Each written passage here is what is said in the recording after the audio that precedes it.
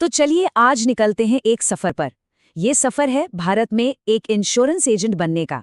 हम समझेंगे कि वो कौन से नियम कायदे हैं जो इस पूरे प्रोफेशन को चलाते हैं। इसे एक तरह का रोड मैप समझिए, जो बताता है कि एक कामयाब एजेंट बनने और बने रहने के लिए क्या क्या करना पड़ता है।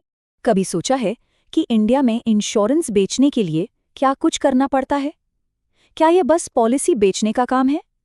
नहीं, बिल्कुल नहीं। असल में इसके पीछे नियमों और प्रक्रियाओं का एक पूरा का पूरा ढांचा है जो इस पूरी इंडस्ट्री को चलाता है। तो आइए इसी ढांचे को थोड़ा और करीब से जानते हैं। इस सफर में हम 5 पड़ावों से गुजरेंगे। सबसे पहले देखेंगे कि भाई शुरुआत कहाँ से होती है, फिर एजेंट के तौर पर अपॉइंटमेंट कैसे मिलता है, इसके बाद काम करने के नियम क्या है, मतलब रूल्स ऑफ द गेम, और अगर नियम तोड़े तो क्या होता है, और आखिर में प्रोफेशनली इस रोल से आगे कैसे बढ़ा जाए। तो सबसे पहले मिलते हैं इस कहानी के हीरो से, यानी इंश्योरेंस एजेंट। अब सीधे साधे शब्दों में कहें तो ये वो इंसान है जिसे कोई इंश्योरेंस कंपनी अपॉइंट करती है। किस लिए? इंश्योरेंस बिजनेस लाने के लिए, मतलब पॉलिसी बेचना, उसे रिन्यू करवाना, ये सब काम। अच्छा, इस कहानी में 2 और बड़े खिलाड़ी हैं। पहला है इंश्योरर, यानी बीमाकर्ता। ये वो कंपनी है जो इंश्योरेंस देती है। और दूसरा है अथॉरिटी, यानी प्राधिकरण, जो कि भारत में है IRDAI, मतलब insurance regulatory and development authority of India. ये समझिए कि ये इंडस्ट्री के रेफरी हैं जो सबके लिए नियम बनाते हैं और नजर रखते हैं कि सब कुछ ठीक से हो। तो चलिए अब सफर के पहले पड़ाव पर चलते हैं। Section 1, the starting line. ये वो स्टेज है जहां अप्लाई करने से भी पहले की तैयारी होती है। एजेंट बनने के लिए जो सबसे पहला कदम है वो है एक एग्जाम पास करना, चाहे वो लाइफ, जनरल या हेल्थ इंश्योरेंस के लिए हो।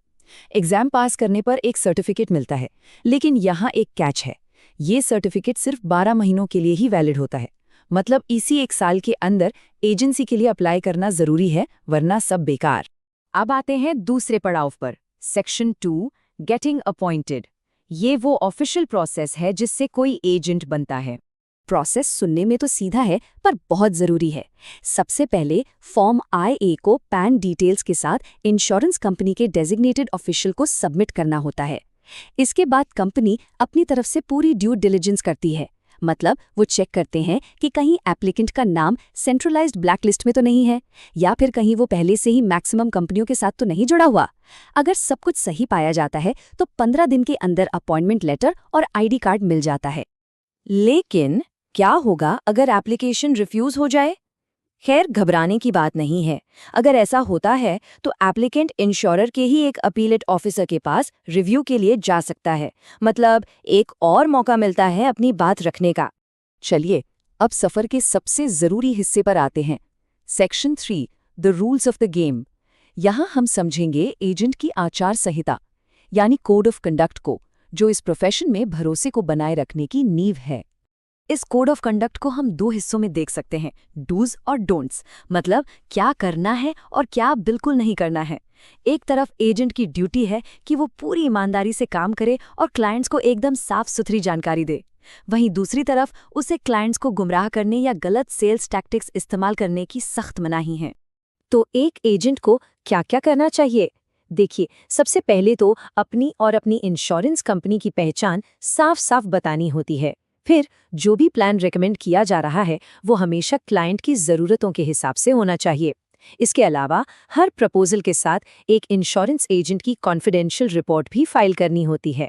और हाँ, पॉलिसी होल्डर्स को सर्विसिंग और क्लेम सेटलमेंट में मदद करना भी उनकी बड़ी जिम्मेदारी है। अब बात करते हैं उन चीज़ों की जो एक एजेंट को बिल्कुल भी नहीं करनी चाहिए, जैसे कि बिना अपॉइंटमेंट के बिजनेस लाना, या फिर क्लाइंट को झूठी जानकारी देने के लिए उकसाना। मल्टी लेवल मार्केटिंग स्कीम चलाना भी मना है। किसी दूसरे एजेंट के काम में टांग अड़ाना या फिर किसी क्लाइंट को उसकी पुरानी पॉलिसी बंद करके नई पॉलिसी खरीदने के लिए मजबूर करना, ये सब बहुत ही सीरियस वायलेशंस माने जाते हैं। अच्छा, अभी हमने एजेंट की कॉन्फिडेंशियल रिपोर्ट की बात की थी। ये है क्या? ये एक रिपोर्ट है जो एजेंट इंश्योरर को सबमिट करता है। इसमें वो क्लाइंट के बारे में हर जरूरी बात बताता है, जैसे कोई बुरी आदत हो या इनकम में कोई गड़बड़ी हो, मतलब ऐसी कोई भी बात जो अंडरराइटिंग के फैसले पर असर डाल सकती है। ये ट्रांसपेरेंसी बनाए रखने के लिए बहुत जरूरी है। तो अब उस सिचुएशन की बात करते हैं जब रूल्स तोड़े जाते हैं। Section 4, when rules are broken, मतलब कोड ऑफ कंडक्ट को वायलेट करने के नतीजे क्या होते हैं।